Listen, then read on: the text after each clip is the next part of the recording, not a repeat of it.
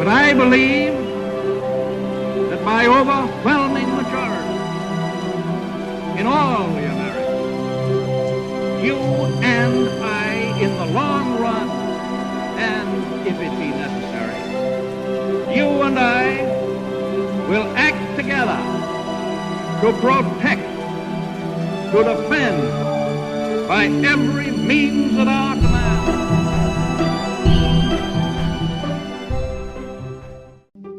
Welcome to the History in Motion podcast, where we discuss leaders, their decisions, and how they shape the world we live in today.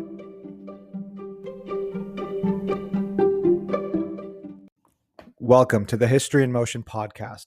Today we journey back to ancient Rome, a city brimming with ambition and intrigue, to trace the rise of Octavian, who would later be known as Emperor Augustus. In the wake of Julius Caesar's assassination, Rome found itself on the precipice of collapse, its very foundations threatened by internal strife and power struggles. Amid this chaotic backdrop, Octavian emerges, Caesar's adopted son, whose strategic acumen and political savvy propelled him from a position of vulnerability to the pinnacle of power. His rise is marked by his shrewd manipulation of alliances and decisive confrontations with rivals like Mark Antony and Cleopatra. Through his calculated tactics and reforms, he transformed the crumbling republic into a formidable empire, inaugurating an era of relative peace and prosperity, the Pax Romana. Join us as we explore how Octavian's legacy as Augustus shaped the course of Western civilization, crafting an empire whose influence would endure for centuries. Welcome back, everyone, to our final part of this journey through antiquity, where we're rounding things off today with Caesar Augustus, who wraps up the story of Julius Caesar and Cleopatra quite nicely, because he kind of puts that final stamp on everything that's kind of been happening with Rome and transferring from a republic into an empire.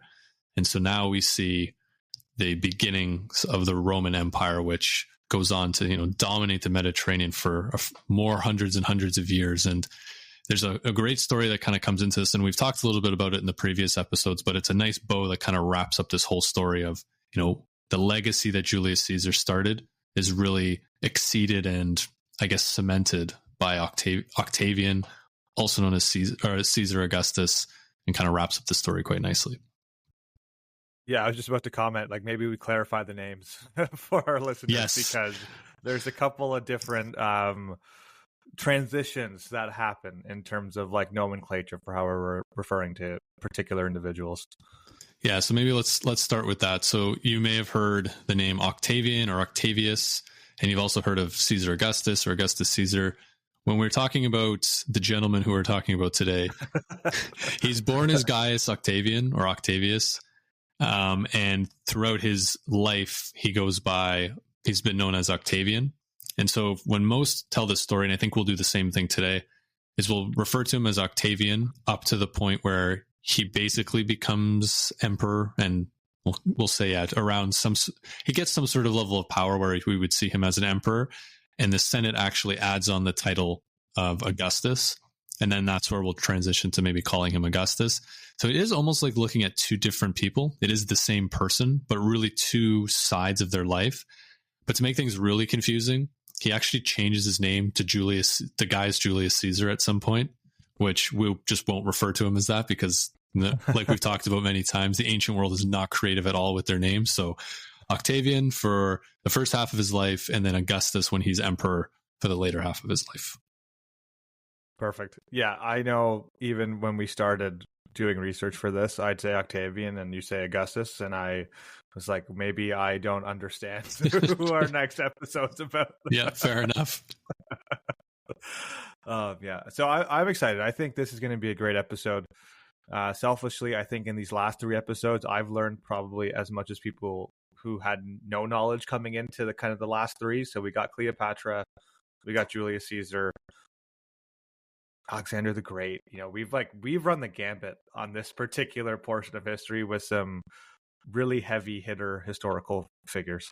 Yeah, we really haven't messed around here. We've went for who's the most famous people from this time period, and kind of powered our way through. And I think what I'm most excited about is all the kind of, we'll call them side characters or second in commands and that kind of stuff.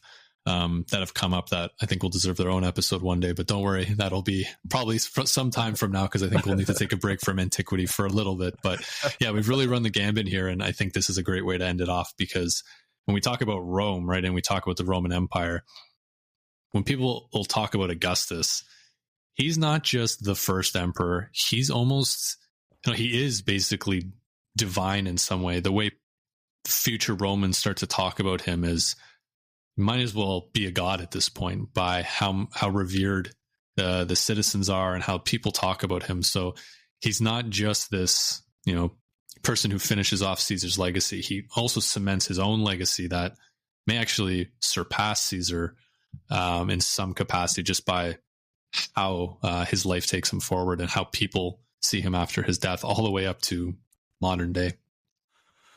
I think that's a perfect segue to get into the episode, because I think this does really kind of bring it all together in the grand scheme of things. It's something that we can leave our listeners with, and having understanding how things have kind of not just evolved, but like transformed greatly, over our last couple of discussions. Perfect. So maybe we'll just kick off with a bit of stage setting. So if you've listened to the other episodes prior to this, so probably be a bit of a regurgitation, but it's important to note. So we're kind of looking at it from the aftermath of Julius Caesar's assassination. So the Ides of March. It's kind of this pivotal moment in Roman history. It plunges the Republic into a state of, I feel like I should have added an adjective here. I just said uncertainty, but I'm sure it's way worse than that. Turmoil might be more of an appropriate word. So the assassination, it's orchestrated by a group of Roman senators who believed that by killing Caesar, they were essentially preventing the establishment of a monarchical rule and preserving the ideals of the Republic. However, there's always that caveat. The immediate aftermath didn't actually bring that restoration of any traditional Republican government as the conspirators had kind of hoped for. Instead, as this often leads to, which we see even in modern history, is that there's a power vacuum and a series of civil wars and various factions who all kind of vied for control spring up. And I think the thing to add on to all of that is, we see this assassination of Julius Caesar because people see him as a tyrant, as a dictator, whatever you want to call him. But the most important thing to see with all of this is kind of the culmination of maybe 100 years of just slowly chipping away at these Republican ideals. We've seen multiple civil wars. We've seen multiple men march on Rome and declare themselves dictator for life with the guise of saying, hey, I'm going to restore Rome to its rightful place. And it never really truly goes back to that classic Republican setup that the Romans have had for so long. You lose a little bit of it every time. And now with the death of Julius Caesar and a further war, it really does hang in the balance of, is it even possible for a Roman Republic to be salvaged from this? Or does it have to go in a completely different direction to even survive? Because if someone else tries to come in and pushes that envelope a little bit further, are they just going to get assassinated again? Or is there going to be another civil war? Or is an ambitious general in one of the provinces going to say, hey, wait, this person just marched on Rome and took over with the support of the troops. Why can't I do that? That question is always hanging in the balance. And that's why this is such a pivotal moment for the empire, or for the Republic. Who knows what's going to come next? And, spoiler alert, I just called it the empire. We know where it's going to go. But this is the really key thing that's happening at this point. And it's important to remember, because what comes next is going to look radically different than what the last 300-400 years of the Roman Republic looked like. Yeah, I think that's a lot of great detail. And I don't know if we mentioned it in our last episode, or one of our last episodes, or maybe it was something we discussed offline. I think, Paul, you'd mentioned like these conspirators didn't really have a plan after they assassinated Caesar. Plan is putting it loosely. So I think that's the thing, right? We talked about they killed Caesar and they were like kind of wiped their hands with it. Mark Antony leaves Rome, but he's still technically consul, because he's like, I'm going to get assassinated. Octavian hears about it out in the provinces, and a lot of people are saying, hey, you should stay away from Rome because who knows what's going to happen. And then he eventually realizes as well that, he's not going to get assassinated. And they just thought, hey, it would be business as usual. So, it was a very poorly done coup, because if you're going to cut the head off the snake, you also have to look at all the co-conspirators that are around him and people that are not going to be happy with him out of the way. So yeah, to say it was a plan is putting it very gently. I think it was a very idealistic stabbing, maybe, and then they just moved on. Like, I really don't know any other way to describe it. It was just, hey, this guy's, against everything that we believe in. If we kill him, the world will reset itself. And I think it really was a bunch of rich senators who were kind of living in their ivory tower in a bubble and didn't really understand what the common people, for example, thought of Julius Caesar, who was loved by everybody. The army adored him as well. Just because their group of senators didn't like him, doesn't mean it's going to reset the balance of power. Yeah, exactly. So, I think that really just provides the exact level of detail we need to really understand what's happening at the ground level. And then if you look at it, from what the context of what we're going to be looking at in this episode, so like we just said, in the wake of Caesar's death, Rome is essentially left in chaos. The public reaction is essentially one of shock and outrage, especially amongst the populace, especially amongst the army. There's riots all across the city. And this is where we start talking, I think, a bit more about the people that are involved. So, like you said, Paul, Mark Antony, he's Caesar's consul and ally at this time. And he's kind of positioning himself as the rightful successor. But this is where Octavian comes in. So he is Caesar's adopted son and appointed heir. And this episode is going to focus largely on his, remarkable journey from being Caesar's, I guess, I don't want to say unknown heir, but there doesn't seem to be, we haven't really talked about him all that much. I think that's right? a fair way to put it, right?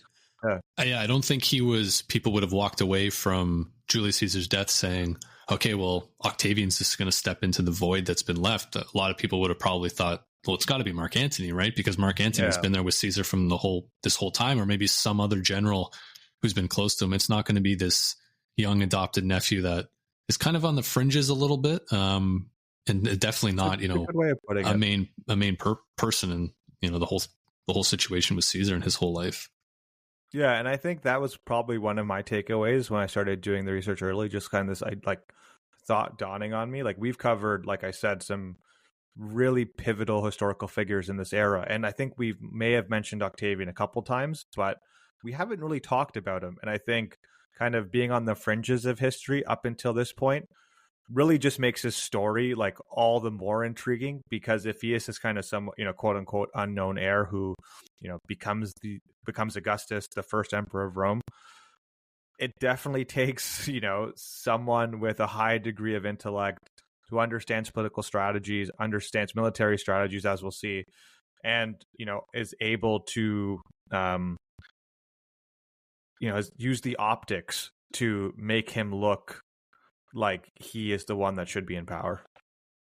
And that's the biggest challenge, I think, for him, is regardless of what happens or what Caesar wanted, he's got to get everybody else on board. And the propaganda machine is going to start having to come forward. We know Romans love a good military victory. He's going to have to legitimize himself that way. It's a long road from getting to the point where he's young Octavian to the point where he can not only stay alive, but get to a point where he can convince the Senate to give him these supreme powers and then ultimately become emperor. It's such a long road. And I think that's why his story is so fascinating. Like you said, he's not born into he's not Julius Caesar's biological son who's been groomed and everybody just assumes that he's going to take over. He's an adopted son, which means Caesar clearly sees something in him. But like you said, he's not coming from this place where everyone's like, yeah, for sure, this guy's going to, get it done. And he's also, when you look at him physically, he's a bit of a smaller guy. He's not this big kind of, classic Roman who you would think would be fighting in battles and people would look at and say, yeah, that's the man that's going to lead us into battle. He's a great orator, a great speaker, but he's not a soldier at the end of the day, right? Which just to add on top of, who Julius Caesar is, he's the ultimate general, the ultimate soldier. To kind of look to someone like Octavian, who's not a carbon copy of him, I think even makes it a bit shocking for people to see that Octavian's the one that Caesar's placing, all his hopes and dreams into after his death. Yeah, I think that's such a good segue as well, because I think it starts making me question, and we'll see, because the answers will come out through the episode, but why choose someone who doesn't have that kind of prototypical fit, upbringing, kind of setting in life already. So there's got to be something about him and his skills, and something that Caesar sees that he would believe would make him a good ruler. But we'll get into that. So we'll jump into his bio. So he was born Gaius Octavius in 63 BC to an equestrian family of wealth and some political connections. His father was also named Gaius Octavius. To Paul's point, not a lot of creativity. He had held several political offices, and he earned a reputation for his military leadership. His mother, Atia, was a niece of Julius Caesar, so making him Octavian Caesar's grandnephew.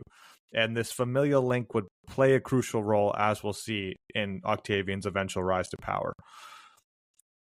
From a young age, I think, he's exposed to the political and military world of Rome. He's embroiled in kind of the social wars, internal conflicts that are kind of characterizing the late Republic. His education was quite typical of like a Roman aristocrat of his time. This focus on rhetoric, philosophy, the arts, essentially preparing him for a role in public life. But he was known for his like very keen intelligence and astute understanding of these concepts. Traits that, we could assume that Caesar kind of recognized and value over his lifetime. Yeah, I think it's probably the calm demeanor that you would see from someone like Octavian. You definitely don't hear stories of him as a young man kind of having these outbursts and things like that. And I think what Caesar's probably looking for is, like we said, he probably looks to Antony to say, you're going to be my successor. But as we talked about during our episodes with Caesar and Cleopatra, is when Antony is left to take care of Rome, he's a disaster, right? And so Caesar comes back, he's like, man, this guy does not know how to govern. And so I think very quickly Caesar's like, all right, if I'm going to, someone's got to take over my legacy. Mark Antony's not going to last very long in that position. He's either going to bankrupt the state, he's going to get himself assassinated, we're going to get drawn into another civil war. So I think, and we'll see it with Octavian, is there's always this thought of what's going to come next and who's going to take over and that sort of thing. And I think that does start with Julius Caesar. And you can see that he definitely needs to transition to someone who's a little bit more level-headed and, can do what's right and is not going to get kind of spun up into this whole life of, being an ultimate power and kind of letting it go to their head, which is exactly what ends up happening with Antony and Cleopatra and, the lavish life that Antony's trying to live and trying to be Dionysus and all of these sort of things. You can see Caesar's definitely seen this, being on campaign with him for so many years. So I think it'll be interesting as we go along to kind of start to see some of the traits that Octavian has that definitely jumped out to Caesar that made him basically the polar opposite of who Antony was. Yeah, and I think that's probably the part that was so striking to me. So we'll keep going because I think we'll get into it pretty quickly. So posthumously, so we're looking, right after Caesar's death. So in Caesar's will, this document probably altered the course of Roman history more than anything else after his death. Octavian is named posthumously as Caesar's son and named as primary heir. So this adoption, I'm sure you can see like the ultimate kind of spectrum here. On one hand, it's going to bring him immense wealth. It gives him the prestigious Julian name. It transforms him into Gaius Julius Caesar Octavius. And this inheritance, obviously it's a blessing, but it's also a burden. It endows him with resources and legitimacy of Caesar's legacy, but it also places him at the heart of the Republic's kind of deadly power struggle that's happening right now. It puts a huge target on his back, right? Like we don't know what Octavian was thinking at this time, but he's like, yeah, you know what? I'm doing well for myself. I'm moving up in the world. Who knows if he ever had a conversation with Caesar about this? Yeah. But, to be given all of this and have to go, oh, okay, well, this is great. But, for people who may not have known who I was or kind of saw me as, a little bit of a sidekick to Julius Caesar, they're going to be looking at me differently. And right away, I'm sure Antony's going, well, that's not what I expected, opening up this letter. So yeah, there's a lot happening here. And again, like talk about your life changing with, one letter. It's completely different. Yeah. And like you said, not only your life, but the entire future of the Roman Empire has just been radically altered by, this one decision. So yeah, it's definitely a shakeup that not a lot of people were expecting. A quote just came to mind, and I just Googled it quickly while you were speaking, Paul. It's from Shakespeare. Some are born great, some achieve greatness, and some have greatness thrust upon them. And I think this really does kind of hit the nail on the head. Yeah, I like that a lot, because there's no forcing I guess we would say he's not being forced into this, or forcing himself into this, but yeah, he really has no choice here. Either be great, or ultimately he's going to probably find himself dead, because you can't leave Julius Caesar's now, adopted son alive while you're trying to consolidate your power. He's either got to take greatness or, go into exile. There's not many good options other than taking power. Yeah, it's incredible. And again, I think to your point, it's not something he had necessarily asked for. The fact that there's a possibility that he didn't know is insane. That to have this literally just thrust upon him on inheriting all this power and wealth, but it doesn't come easy. And I think for many, this is probably unexpected news. It probably hits, some people harder than others, Mark Antony being one. He'd been one of Caesar's closest allies. He's kind of expected to be his main political beneficiary. Instead, he finds himself now in this complex political rivalry with a young and relatively inexperienced but officially sanctioned member of the Julian family. So Octavian, at this point, he returns to Rome, and there's some early confrontations he faces. So he returns to Rome from Apollonia, where he had been studying and undergoing military training.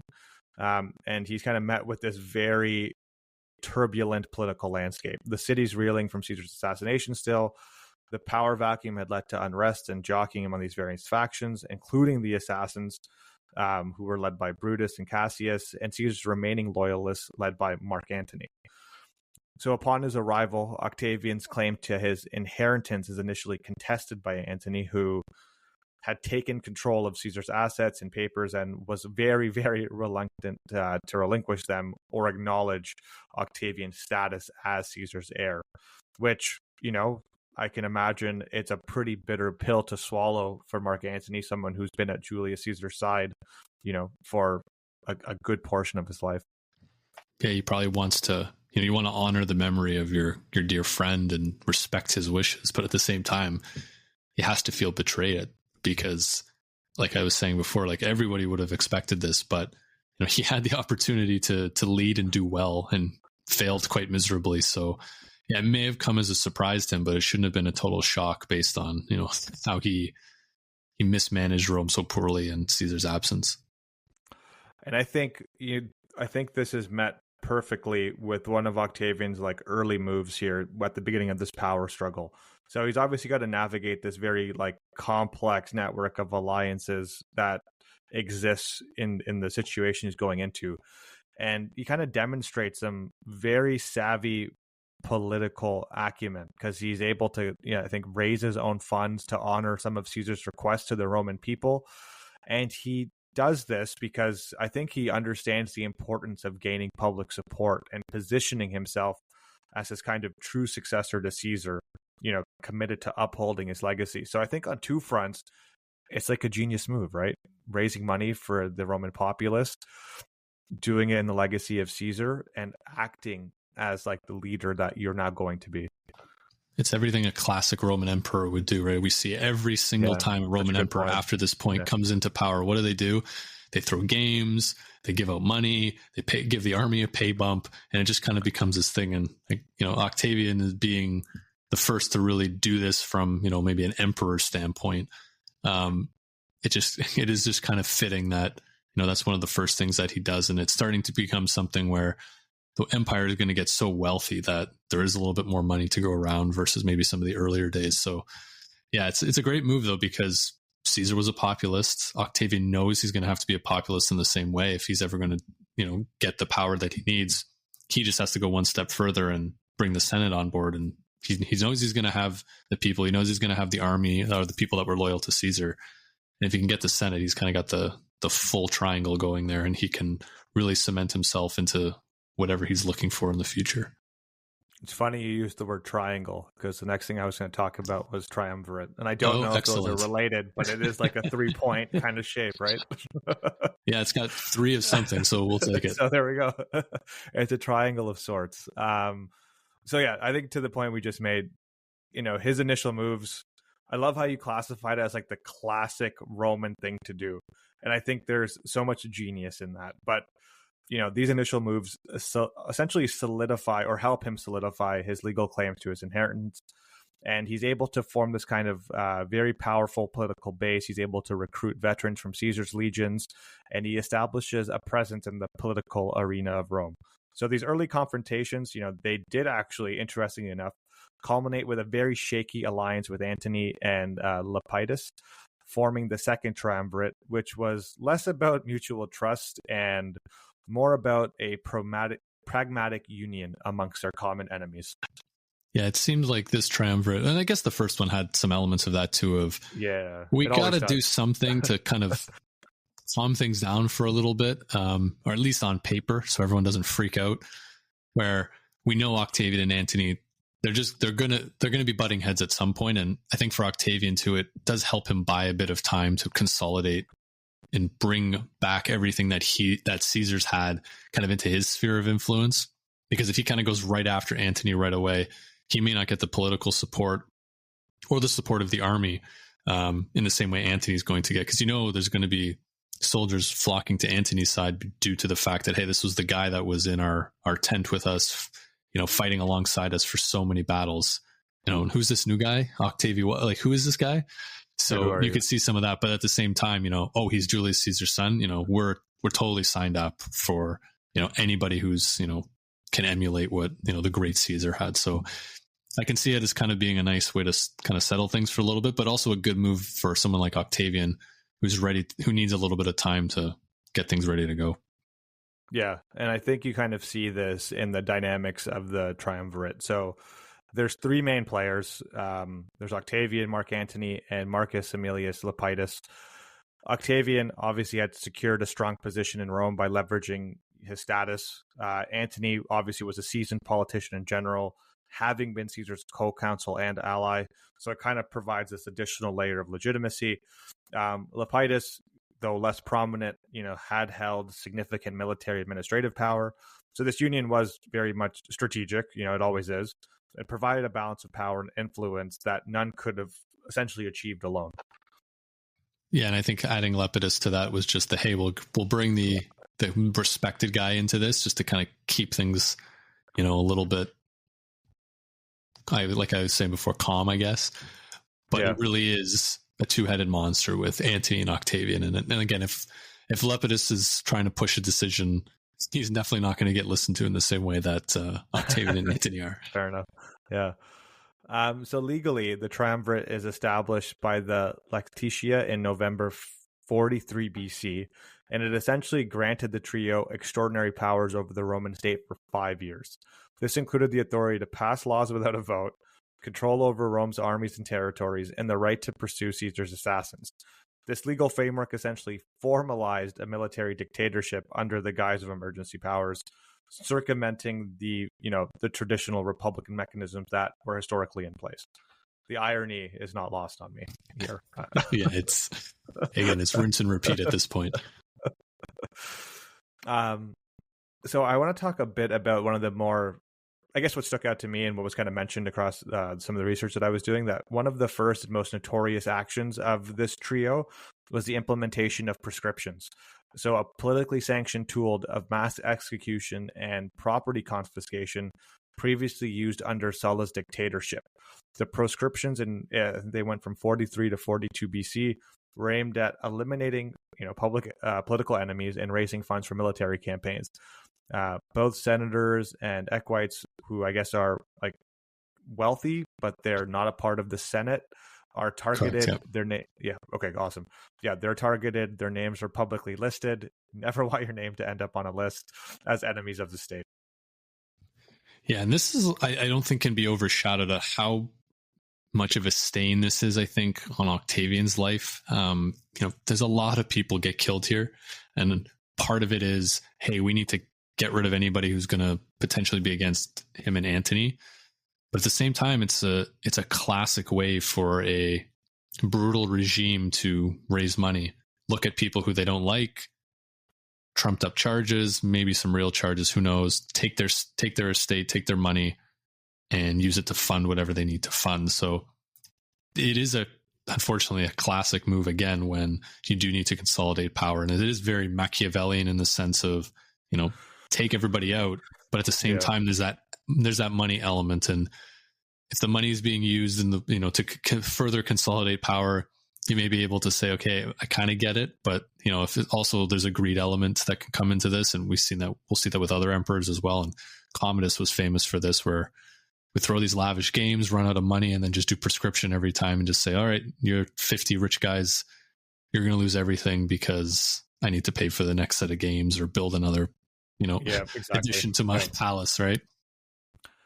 It's an interesting trade-off, right? Especially as one of your early moves in this triumvirate to kind of implement that following a very tumultuous period just post Caesar's assassination. And I can see the logic behind it in terms of, like, they're probably of the mindset it's going to have a very mixed reaction across the populace. But in one hand, they are able, on the more positive side of things, like, they're able to secure power at the expense of, traditional Republican values and stability, but they're doing so in a way where they're kind of consolidating and solidifying their rule and this dynamic that they have between the three of them. So at least they can, I guess, administer more effectively without having so much chaos and turmoil to deal with. It has to be done. I don't think anybody can deny that. Yeah. Unfortunately, in situations like this, heads need to roll, people need to be exiled, or this chaos is going to continue. It's weird because it's, you're talking about murdering people, but in the ancient world, that's how you get things done. And you can't leave things open to chance while you're trying to consolidate power, especially after they've just gone through this entire civil war with Caesar and Pompey and Rome being ripped apart. And, even earlier with Sulla and Marius, this exact same thing happens. People may have said, hey, this is a necessary evil to get us to peace. That may have been what they thought. They may not have thought that. I guess it depends on, what side of the situation you're on. If you're the one who's spared, then, hey, maybe okay. But, I'm sure there's a lot of people who lost everything that weren't thinking the same thing. Yeah, that's a very good point. I like how you phrase that, because I think to a certain degree, what else could they have done? Obviously, I think this is in one of those situations where you try to make everybody happy, you make nobody happy, especially yourself. So I think it's a calculated decision. Everything's a trade-off, and they were probably very forthright with that kind of analysis when they decided to implement proscriptions, because it's a pretty weighty decision, right? Politically, policy-wise. And it can backfire really easily. You could pick off the wrong person or upset the wrong family, and they all can come crashing down really quickly. So it's not something I'm sure they did lightly, but there's definitely some names at the top of the list where you're like, yeah, you can get rid of those people because they're going to be nothing but trouble. But when you start to getting down to, okay, have we eliminated enough people to raise enough money? Are you making some silly decisions? Are you going after people for reasons that aren't to consolidate your power, but more for personal reasons? Yeah, It can get really, really tricky, and we'll see how it kind of works out for the two of them. Yeah, it's interesting too. Maybe just like a little footnote of interest. If anyone is familiar with Cicero, he was actually killed as one of, like, his name probably ended up on a list somewhere. And he was actually killed, and he was a staunch supporter of these traditional Roman values. If you're a fan of Stoicism at all, I'm sure you've heard of Cicero. But again, just very interesting, because he's obviously someone with a lot of notoriety and prestige status, right? So no one was really free of this if you were on the wrong side. You're right. Yeah, you're in the way. You got to go, unfortunately. And what we know from Cicero is he did like to speak his mind. So I'm sure he made it very easy for them to say, yeah, but also he's very well respected, right? And it's not something I'm sure that they did lightly, but here we are. Yeah. So I think like a point of interest is probably a bit of a discussion on the dynamics within this triumvirate, just given what we've talked about already. So after the formation, the Roman world is kind of strategically divided amongst the three leaders to consolidate their control and manage the vast territories of the Republic. Octavian took charge of the West, which included Italy and the western provinces, allowing him direct control over Rome and the heartland of the Republic. Antony was assigned the East, rich in resources, this heavily Hellenized world, giving him access to the wealth and armies of provinces like Egypt and Asia Minor and Syria. Lepidus was given the governance of Africa, a region of lesser strategic importance compared to the holdings of his colleagues. So again, you're kind of seeing how this is playing out in terms of who fits in where, So it's just interesting how this materializes from like an actual like tactical and strategic perspective.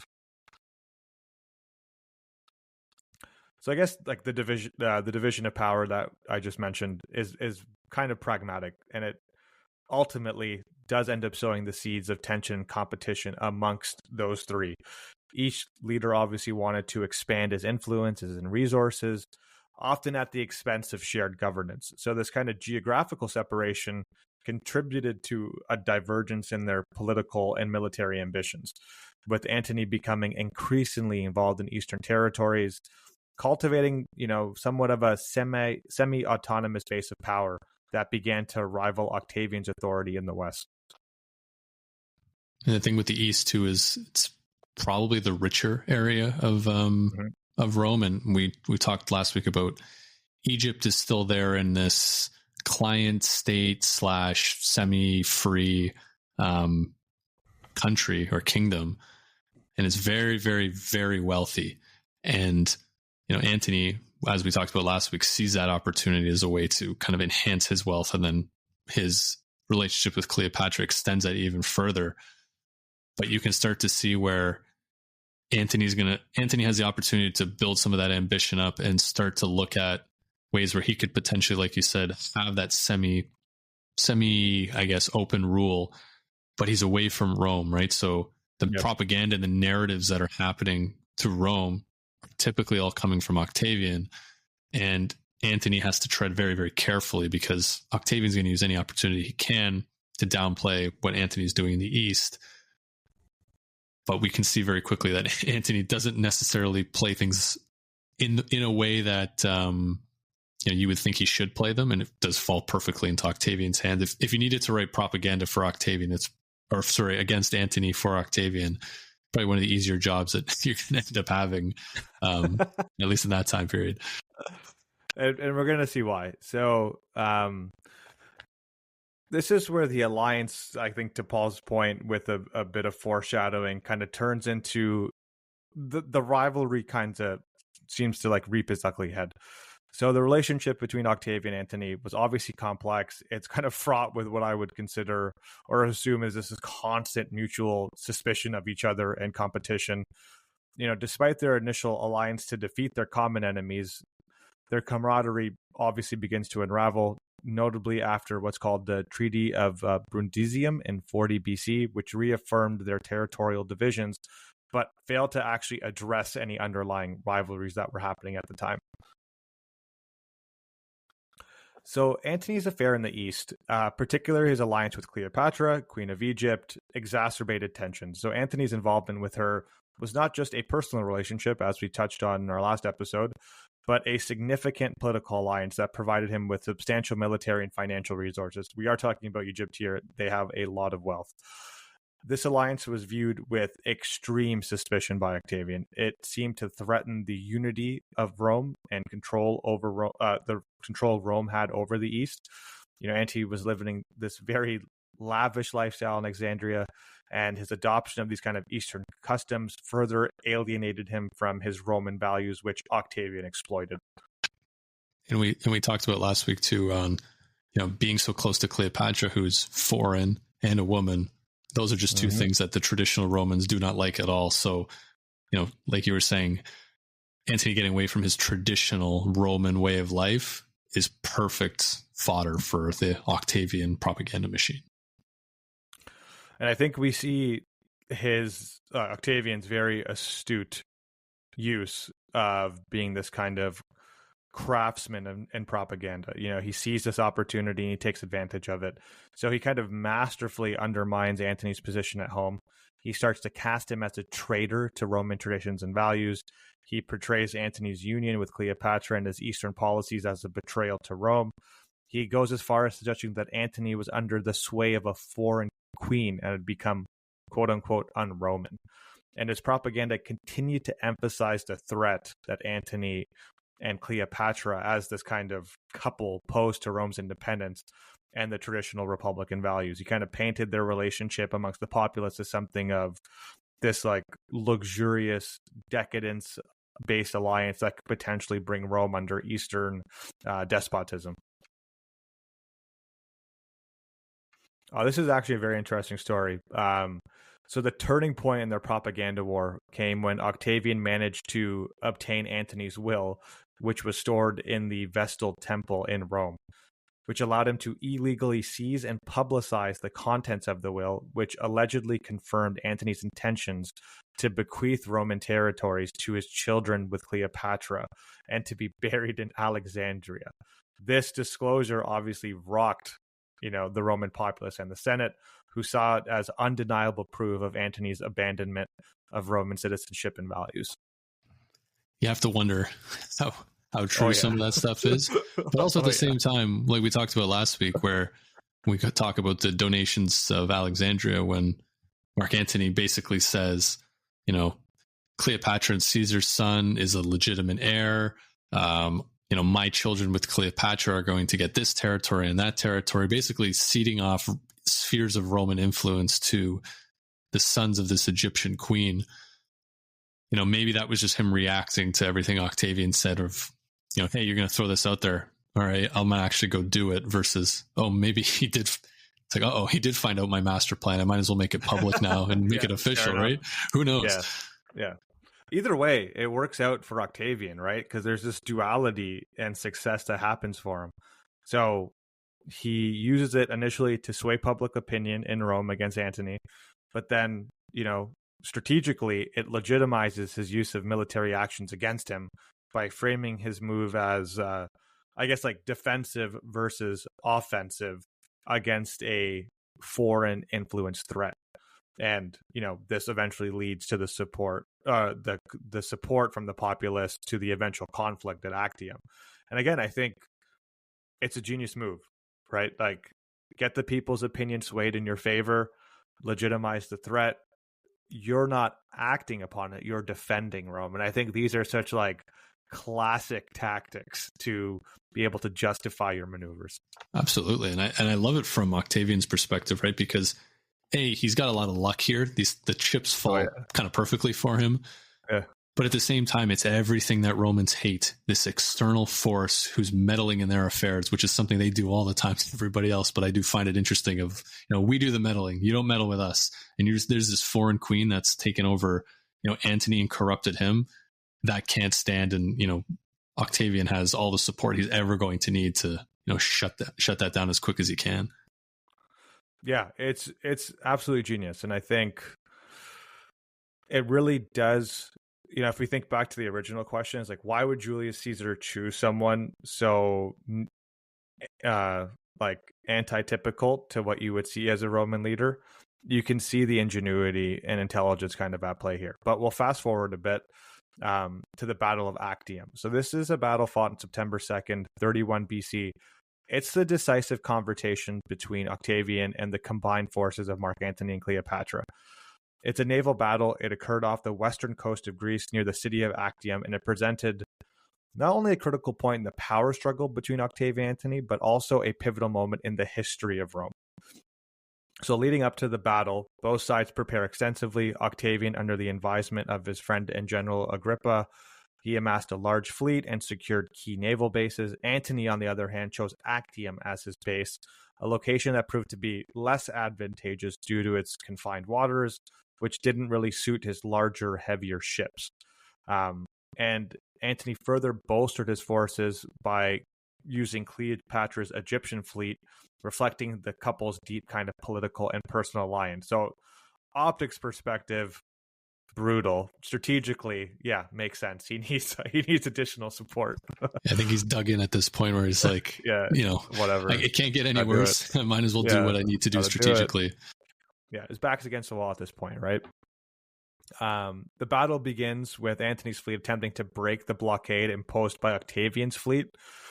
The fleets were mismatched in design, meaning Octavian's lighter, more maneuverable ships were better suited for the shallow and confined waters, whereas Antony's much larger vessels struggled a lot to maneuver effectively. And the engagement was initially uncertain, but the tide turned dramatically when Cleopatra's fleet, positioned at the rear, fled the battle scene, taking a significant portion of Antony's fleet with her. Yeah, it's not even, from what I've heard too, like this isn't much of it's a battle, but it's more like a skirmish, right? It just seems like and the boats kind of came there and then everyone kind of fled, but it was decisive enough to really put Antony and Cleopatra, on the back foot. Yeah, and I think this is where Antony makes a critical decision. Historically, a very controversial one and a much debated decision. He chose to follow Cleopatra, abandoning his fleet and troops. This move obviously proved catastrophic for his cause. It ultimately, I imagine, totally demoralized his forces and led to a complete rout by Octavian's navy. I feel like demoralized doesn't even begin to justify how you would feel if your leader leaves you. All right, I'm out too. Especially in a civil war when you've decided to back this person. This is someone you believe in. You believe he's the one that you should be dying for. This isn't dying for the glory of your country. This is dying for a particular person, and then he abandons you. Again, plays into Octavian's hands perfectly. He's going to get everything he needs. But yeah, it's another look for Antony that's not helping his case. Yeah, and obviously the battle skirmish results in a defeat for Antony's team. Most of his, I believe, his forces, both naval and land, were either captured, surrendered, or just vamoosed because they didn't want anything to do with the aftermath of what was about to happen. And then following his victory, Octavian moved swiftly to consolidate control over the Eastern Mediterranean. He pursued Antony and Cleopatra, where both, as we know, eventually committed suicide. This not only ended any effective resistance to Octavian's rule, but also marked the final collapse of the Ptolemaic Kingdom of Egypt, which was subsequently annexed as a province of Rome. Yeah, and it's an interesting end too, because not only does it get annexed, it becomes the personal property of the Emperor of Rome going forward now. It's this territory that's still governed by traditional Roman bureaucracy, but it is the personal property of the emperor. And when people talk about who's the richest person of all time, a lot of people will point to Octavian or Augustus and say it was actually him, because think of physically owning the richest country in the world. You own everything. If you're going to tally up the dollars on that one, it's a number with a lot of zeros that we can know for sure. Yeah, it is quite the decisive victory, and I think just reflecting on where we are at in his journey, nothing lower than totally impressed by what he's able to accomplish, from being what I would consider an outsider to defeating Antony, from a lot having an alliance with him to defeating him to totally being now the uncontested ruler of Rome. And I think one thing we have to give props to here is Agrippa. Octavian does not fight battles. That's just not his thing. He's a pretty frail person. He's constantly sick. He's been known for missing battles due to chronic illness. But Agrippa is, the perfect general, and he complements Octavian in the perfect way. And we talk about leadership traits on this podcast a lot, and this is the perfect example of you need a strong number two that can do the things that you can't do well, and someone who's going to be very loyal to you. And in this case, that is Agrippa. So when we say Octavian won this battle or Augustus won this battle, it's really Agrippa doing all of that kind of work, and he's happy to do that, and he's very, very good at it. And Octavian's the politically savvy person who complements Agrippa perfectly in that perspective. So I think we gotta give some love to Agrippa before we move on, because he's the perfect number two for, what Octavian needs to be able to succeed. He doesn't become who he becomes without Agrippa, I think, is the simplest way to put it. That's such a great point. And I think, we talk about leadership often. That's the point of this podcast. And I think, again, just another check mark on what makes a good leader. I think, the kudos to Octavian for knowing that this is not his strong suit. Let's bring someone in who's willing to do the dirty work and organize and coordinate this effort against my enemy.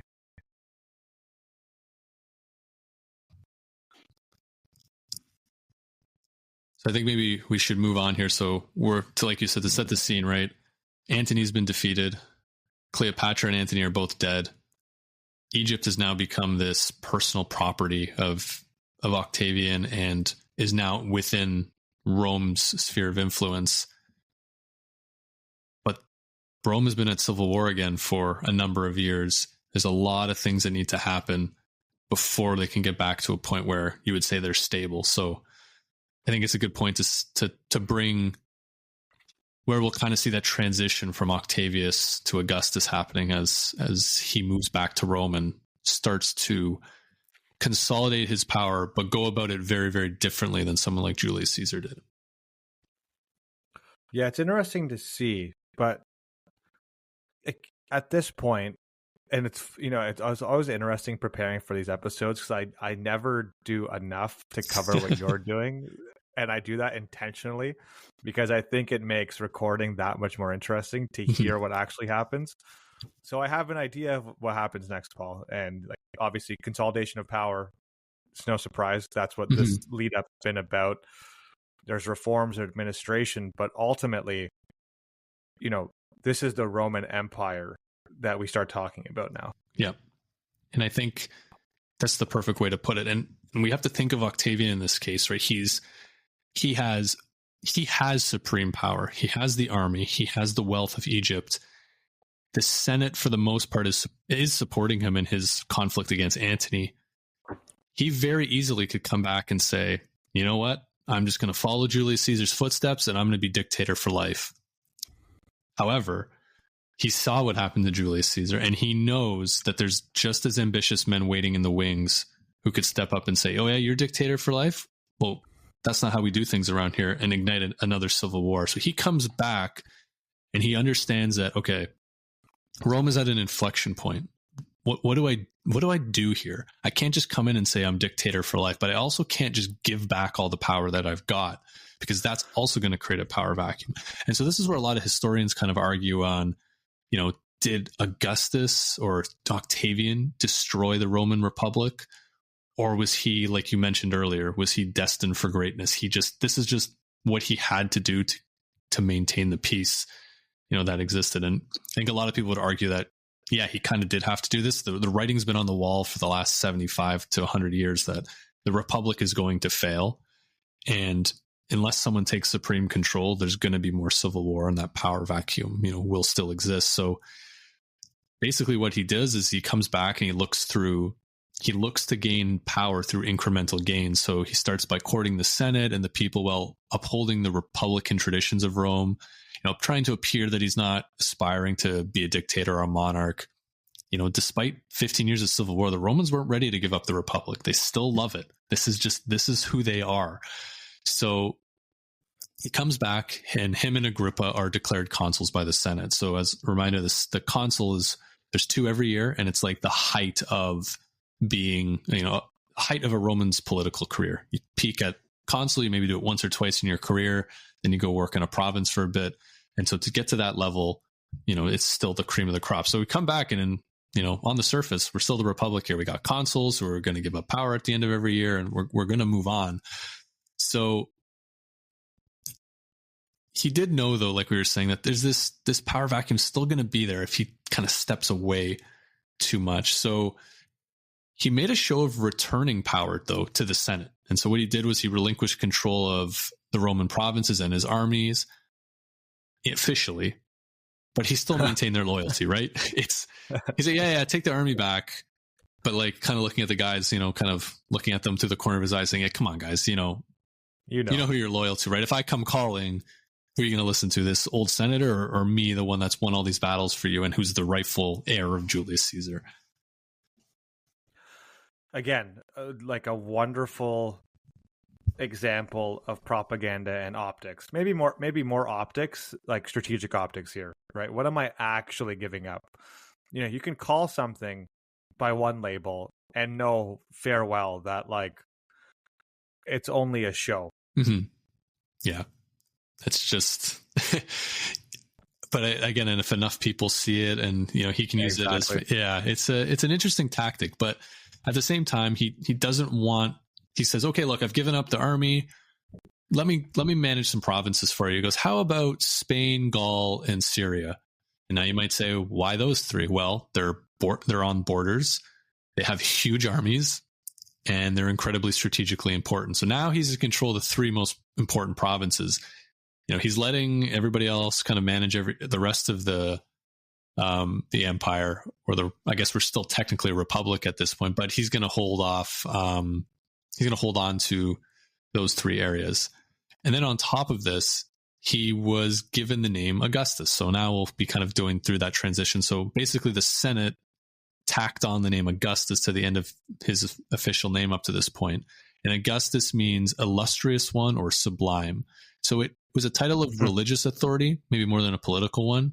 And it indicated that Octavian was moving into this divine sort of status a little bit. So it wasn't necessarily that he was, this great leader or anything like that. It was just kind of added this, divine element to it.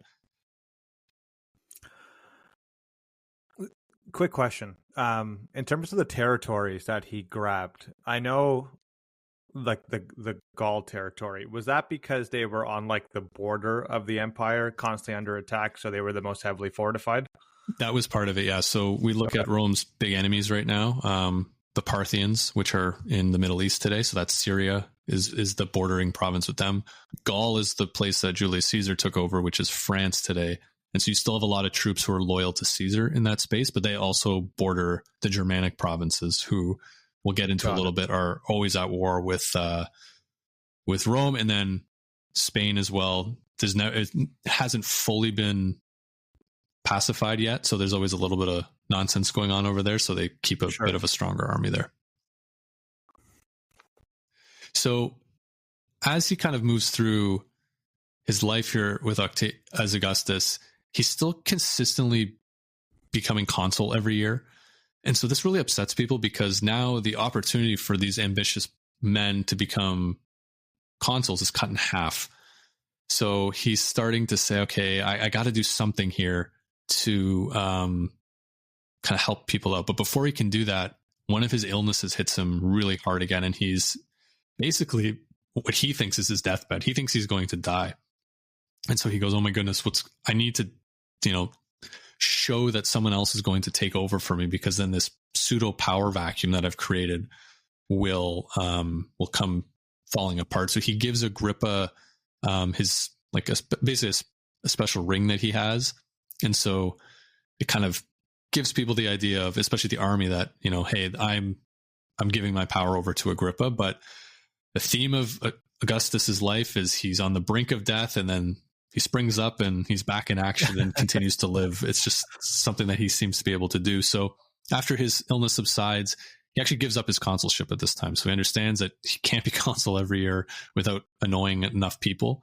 So he only served as consul in the years 5 and 2 BC, both times to introduce his grandsons into public life. So it would be Augustus plus a grandson. And this was a clever ploy by Augustus. He's ceasing to serve as one of the two positions, just gave those senators those extra levels to attain that consular position, and just, made the Senate happier with him, quite frankly. So, he's not worried to be, stabbed in the back, and all those sort of things. But he still had that dominant position over, those provinces where he was still a proconsul, and, could use the armies, and he had the influence, I should say, over the armies in that way. And then he rounded off kind of consolidating his power by giving land grants and retirement pay to a lot of legions, further cementing the loyalty of his army. So when we look at Augustus here, this isn't like he just one day woke up and said, Augustus, you are now ultimately in control.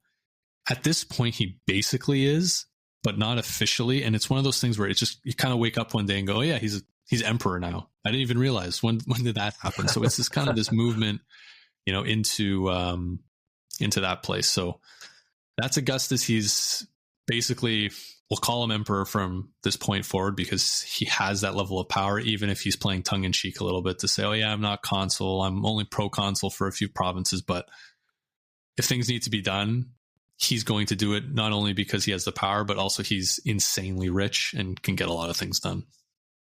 Well, it's a great move, right? Like this whole idea of being in power, but not necessarily having as many targets on your back, because optically you may not be kind of like this central figure within society, but those who know that this is the guy. But otherwise, more purely, if you look at it from a much broader perspective, you still are upholding this kind of traditional ideal at this time. So yeah, it's very, very strategically, important for him to do this. Absolutely, yeah. And so he's kind of in this space now, and I'm just kind of looking at the time here. We're going to go a little bit longer this week, just because we're trying to do nobody in antiquity lives this long, so we got to give it a little bit longer because despite his illnesses, he keeps on living and keeps on doing things. So there's two really important people, two women specifically in Augustus's life that we need to talk about. So the first is Livia, who later was known as Julia Augusta. She was the wife of Augustus, but also this really key political figure. So she was known for her intelligence, political acumen, and influence over Augustus and other members of the Roman elite. So she had this, we talked about this before, this, the backroom dealings, the ability to influence wealthy Romans, but then also act as an advisor to her husband. She was really outside of that typical domestic sphere of what a typical Roman woman would be expected to do. She wasn't just there to, raise children and, maybe do a little bit here and there from a celebratory perspective. She became this maternal figure to the empire. Not only was she, this stabilizing force, but people, could kind of look to her as maybe a bit of a softer element than to, maybe the tougher side of Octavian or Augustus. But we know that she's very, very intelligent and someone that Augustus would lean on, throughout his life when, he was in a pinch. And again, I think from a leadership perspective, it's always good to have those people in your corner. Yeah. Right? Surrounding yourself with people you can trust, you can delegate, that aren't going to just, sugarcoat their messaging to you. Mm-hmm. Definitely. And there's one thing with her, and we've talked about this before. She definitely was seen as this maternal figure, and everybody, was very happy kind of letting her kind of take that role. And people around her knew that how strong she was at what she did. However, there's a lot of death that happens around Augustus. And naturally, the Romans, they love the evil stepmother conspiracy, and she gets blamed for a lot of deaths. Basically saying she's trying to focus on Tiberius, who's her son, basically saying he needs to be the one who ends up becoming Augustus's successor, which he ends up actually becoming his successor.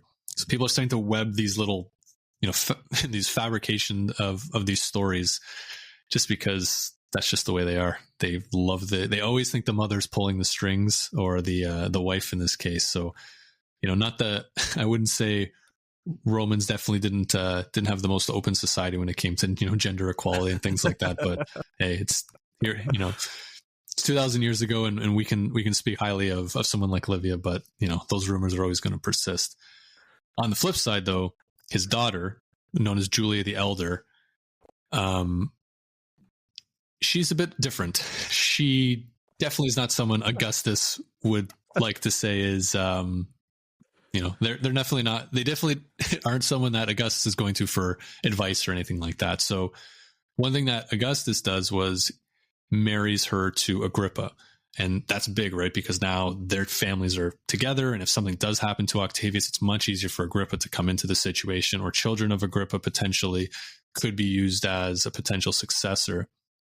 But in 12 BC, the age of 51, Agrippa tragically dies of an illness. And this is huge for Augustus, right? This is not only your right-hand man, but also you're one of your closest friends. So he throws a magnificent funeral for him, spends over a month in mourning. But, he lost, people are starting to ask questions. Okay, what if a war breaks out? Is Augustus going to lead us? Without Agrippa, is who is Augustus, right? So some questions are asked, but at this point, Augustus has that really tight-knit hold over power. So it's not something that's going to hurt him, but it's definitely not going to help when it comes to, what comes next and, having people around him that he can trust. So after his death, Julia was married to Tiberius, a marriage that was politically convenient but personally unhappy for both parties. So Tiberius was actually being groomed to be the successor for Augustus, and then he just decides to retire. He's like, I've had enough. I'm going to go live in Crete and basically self-exile. And Augustus is furious. He now puts, he doesn't try to assassinate Tiberius or anything like that, but he puts him basically on like his hit list of people he does not respect. And so part of this is, this forced marriage to Tiberius that Julia doesn't like. Tiberius is gone and Julia just kind of starts to act out. So Augustus had put in these laws around morality where he basically made adultery illegal because people were, quite frankly, sleeping around too much for his liking. And Julia decides that, she's like, I'm going to get back at my brother by basically sleeping with anybody she can find, whether it's highborn, lowborn, all that kind of stuff. There's some treasonous plots against her father, which she may or may not have been involved with. And it's just, quite frankly, it looks bad. So she's unfortunately exiled. So Augustus actually has to exile his own daughter from the empire. And basically she lives a life of isolation and, dies in exile. So, not a good look for Augustus, who, is trying so hard to make sure that his family is set up for the future, using his daughters for strategic marriages. And I think it was maybe one too many for Julia, and she kind of cracks, I think, under all this pressure that's coming down on her from her father. Yeah, I'm reading about her on the side right now because as soon as you said she was different, Paul, it definitely piqued my interest. We don't use that word very often on this podcast, and I think when we do, we're insinuating that something is a little off. Yeah, definitely. When you look at Livia and you say, yes, this is the perfect woman for Augustus to give him everything that he needs from a maternal perspective and a partner and everything he's doing, and then he has his daughter who kind of flies off the deep end. So yeah, it's a little bit of everything here, but just looking at some time here, let's move on to a few things outside of his family. So Augustus becomes emperor and he's Roman, so naturally war does not stop. So he doesn't just take over power and go, oh great, this battle with Antony is over, I can sit back. He has to spend a lot of time cleaning up civil unrest in Gaul, Hispania, Illyria, Asia Minor. He even made peace with the Parthians, who was Rome's longtime enemy, and secured the eastern border. So he's just trying to kind of get everything settled. And especially with all the civil war, people are going to say, hey, if the Romans aren't, breathing down my neck like they usually do, I might be able to get a little bit of concessions here and take some stuff. So he's got to put all that down. And then he realizes that Rome has a western border, which is the Atlantic Ocean. It has the Sahara Desert to the south. The Parthians are under a peace treaty to the east. We only have the northern border left to secure, and they basically decide that Rome needs to expand all the way to the Elbe River, which is basically in modern-day Berlin, kind of that area, into Germany. And so they do a lot of fighting against these Germanic tribes, but the Romans just can't seem to crack the Germans. So the Germans don't want to fight a pitched battle. They're always fighting guerrilla tactics. The war is brutal. The weather is brutal for the Romans up there. They are Mediterranean after all. They're not really going through enjoying their, nice German winters. And then disaster strikes for the Romans. One of the worst defeats in Roman history, where 3 legions are sent into German territory, supposedly under the protection of a Germanic ally, who actually ends up betraying them, leading them into a forest, and 3 legions are utterly destroyed. And so about 20,000 soldiers dead based on this ambush. And this forced the Romans to actually move their border all the way back to the Rhine and never tried to make Germany a province again. They realized that the Germans are going to continue to fight. They're not as maybe fractured in the same way that the Gauls were, and they're going to continue to fight, and they're not going to give up for, just to kind of please. They're not going to be able to use their standard tactics to bring Germany in as a province. And it's not the most wealthy area in the world either. So it's not like there's some great riches that are going to come in the same way from other areas, but it's a huge blow for Augustus. And, he loses a senator, he loses all these troops, and it just always, this is just going to always be a problem for the empires. How do you deal with these Germanic forces? Because you have such a long border, basically starting up in somewhere around Belgium, going all the way down to basically modern day Bulgaria. You have this massive border that you need to protect against all these tribes coming in and out of that area. And it ends up, when the Western Roman Empire falls, that's where these troops are coming from the Germanic regions, from Hungary, from all those sort of areas. It's just a part of life for every Roman emperor going forward. Yeah, the Germans seem to always be at the forefront of just having Rome's number, or the Germanic tribes, to be more accurate. Mm-hmm. Yeah, they just keep coming. And one thing I read was, the thing with Rome is every time they're defeated, they just show up again with 50,000 more guys that they seem to put together. The Germans had the manpower in the same way that the Romans did. And so for the Romans, it was, you could win a couple big battles, and that would be pretty much it. They're not going to replace these guys, but it was, you'd win a battle, and they would consistently win battles against the Germanic tribes, but they just kept coming back and back and back. And at some point, they're like, is it really worth it anymore? So it ended up just becoming, moving into the territory, moving out, but not actually trying to, make it a province. So let's go into a little bit about his reforms. So there's some big reforms. This is what Augustus is known for. The empire really needed big reforms, and part of it was they needed to create a standing army. So the professional army of 28 legions, where soldiers were enlisted for 20 years, was established by Augustus. And the most important thing was it actually gave them a pension. So for a lot of these soldiers up to this point, your retirement came from looting cities and stealing everything that wasn't nailed down, because you're always promised these great riches when you went into a battle. But now you're actually, talk about bureaucracy, right? You're having a state pension, so you can actually go and retire. And this was important for Augustus, because what it did was it didn't make the soldiers' pay reliant on their general. It made it on the state. So are you really going to rebel and risk losing everything from a pension perspective? And there's 170 million sisters. I can't even say the name, but their form of currency put in the military treasury for both active and retired soldiers. So to give them some sort of pay and to, support retired soldiers in their transforming from the army back into civilian life. So a really big move, because he knows exactly what happens if he loses the army. He needs to keep them on side, and he needs to make sure that no upstart general can just show up and, try to take over. Such an innovative move. Like, nothing short of it. Seems simple today, right? Yeah. But, it had to start somewhere. Groundbreaking. Yeah. And a few other things he did was the political reforms for the provinces was huge, because previously a senator would go in there, take over, and it was a bit of a hodgepodge of this and that, and it wasn't the most standardized. And so what he actually did was he made a professional administrative system, typically manned by slaves and former slaves that just were full-time bureaucrats in the provinces. So working as an accountant back then in Spain, and that's all you did. And you're a tax collector on all these sort of things. And this just kind of really brought down the corruption, it increased the efficiency of the political administration, but then it also just made the provinces happier in general. There wasn't, the same tax systems that they had that was very brutal for the provincials before. So that definitely helped. In Rome, he created a police force, a firefighting force. And, we talked about Crassus a few weeks ago, where he would show up with his army of slaves where people's houses were on fire, saying, pay me or your house is going to burn down. There's actually, this civil service that would do that for you. And then him and Agrippa just built like crazy.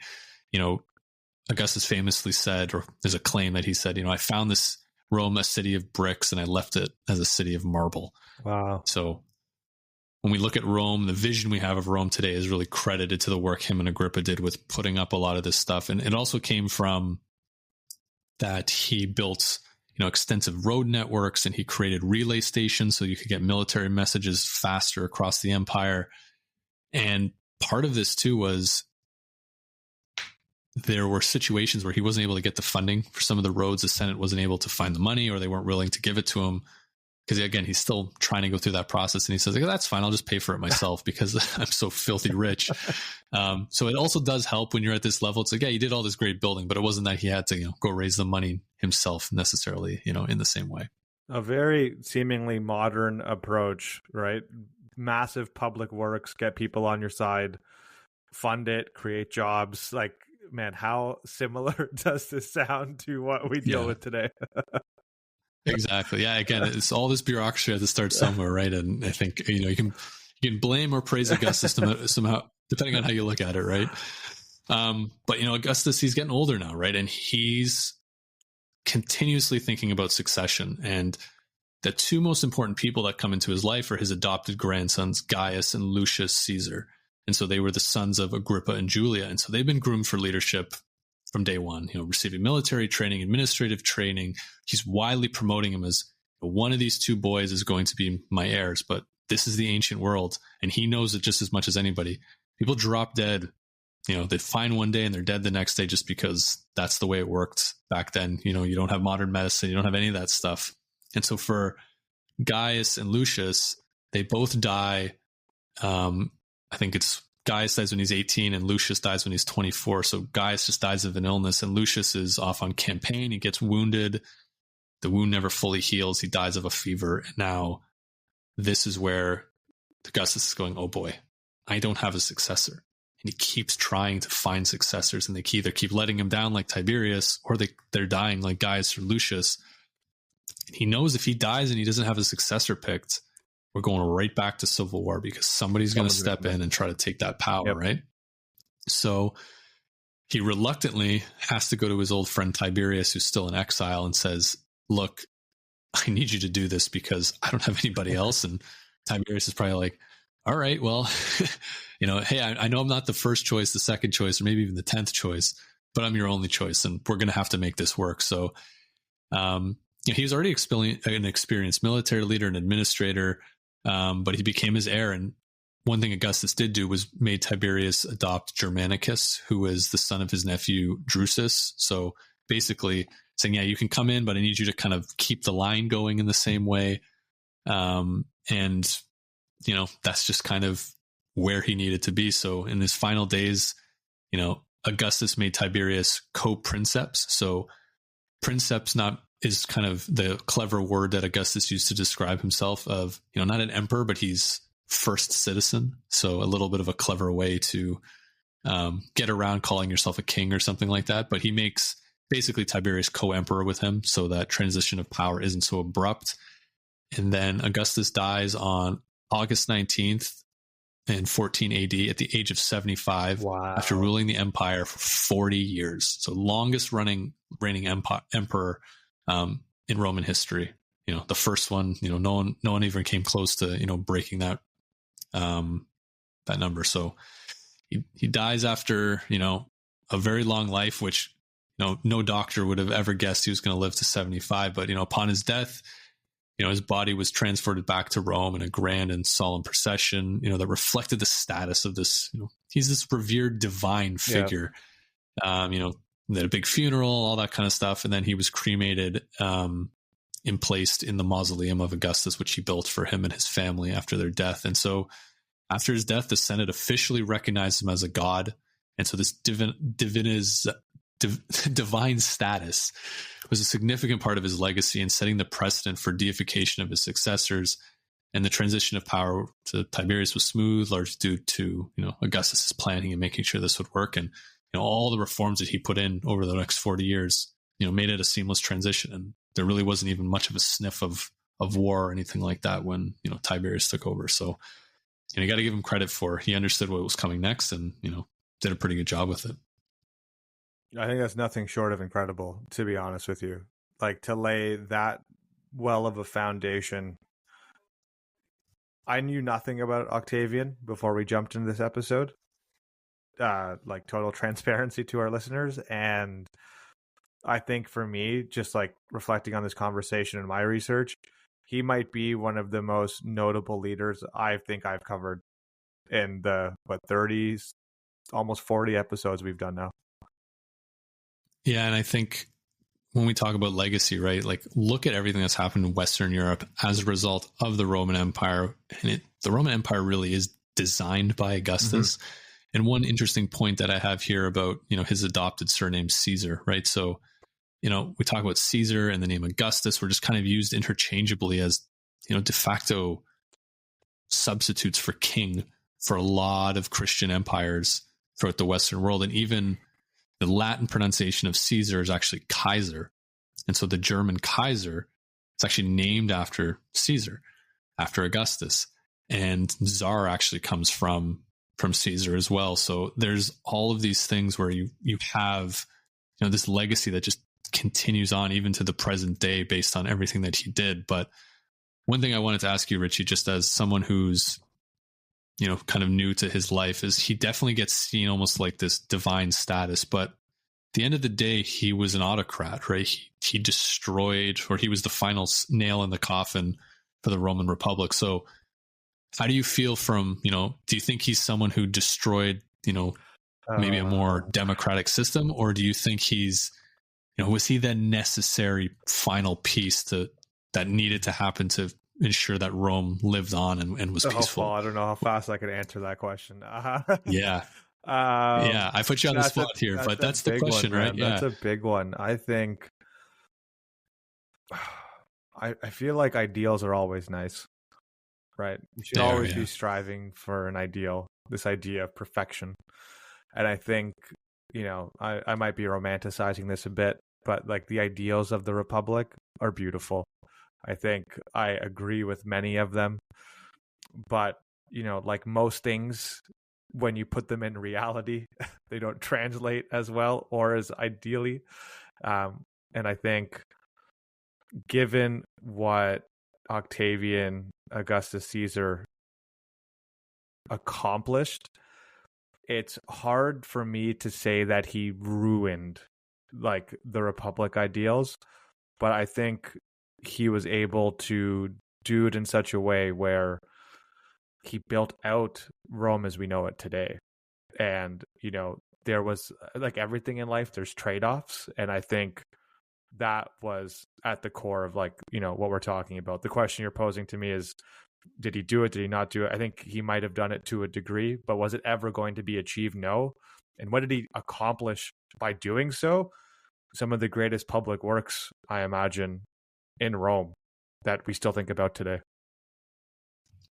Yeah, I think for throwing you on the spot with that, you did pretty well. I think that's the right way to look at it, right? Is, I think a lot of people, we could argue based on everything we've seen, is the Republic may not have been dead, but it wasn't coming back to anything close to what it was or what those idealists maybe wanted it to be. Yep. It was just too large and too powerful, and people had been pushing the limit for too long and getting really, really rich in the process. There's just too much at stake. And I think, it just kind of needed to happen. But like you said, I love when we look at leaders, right?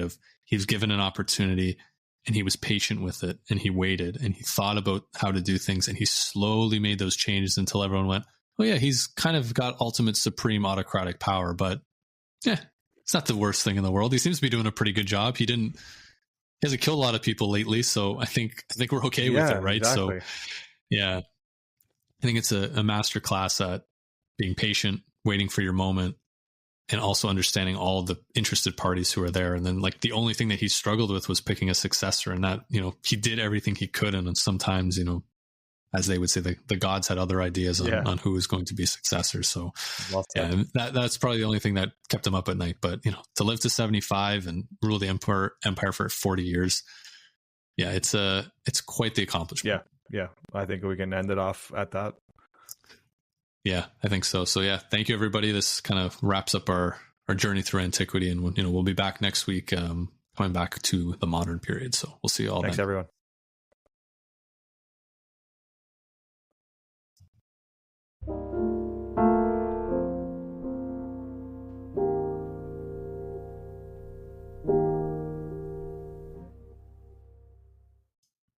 Thank you for listening to today's episode of the History in Motion podcast. If you enjoyed our journey through time, please subscribe, rate us, and share the podcast with friends. Your support helps keep history alive. Until next time.